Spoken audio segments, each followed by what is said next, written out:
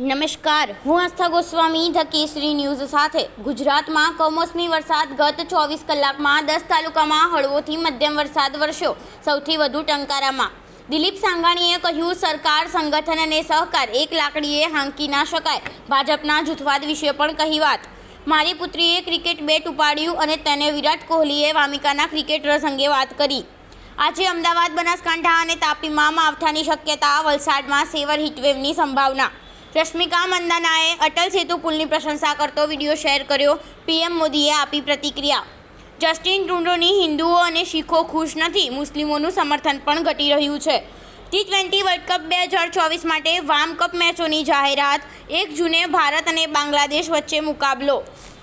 Nepal MDH અને Everest મસાલા પર મૂક્યો પ્રતિબંધ. બ્રિટને પણ ભારતીય મસાલા પર તપાસના આદેશ આપ્યા. કોલકાતા, રાજસ્થાન બાદ હૈદરાબાદ પણ પ્લેટઓફમાં પહોંચી. હવે આવતીકાલે RCB અને CSK વચ્ચે એક સ્થાન માટે મહામુકાબલો. રાજુલાના ધારોનો નેસના શહીદ યુવાનના ગાર્ડ ઓફ ઓનર સામે અંતિમ સંસ્કાર કરાયા. ગ્રામજનો, સામાજિક અને રાજકીય આગેવાનો જોડાયા. મચ્છુ નદીમાં ડૂબેલા 3 મિત્રોના મૃતદેહ 100 તરવૈયાની 26 કલાકની મહેનતે મળ્યા.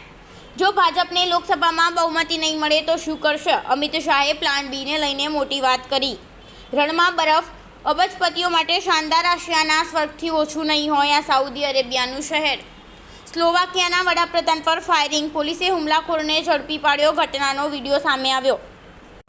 ભારત ચંદ્ર પર ઉતરી રહ્યું છે. કરાચીમાં લોકો પાસે સ્વચ્છ પાણી પીવા માટે પાકિસ્તાનની સંસદે પોતાના જ દેશને અરીસો બતાવ્યો.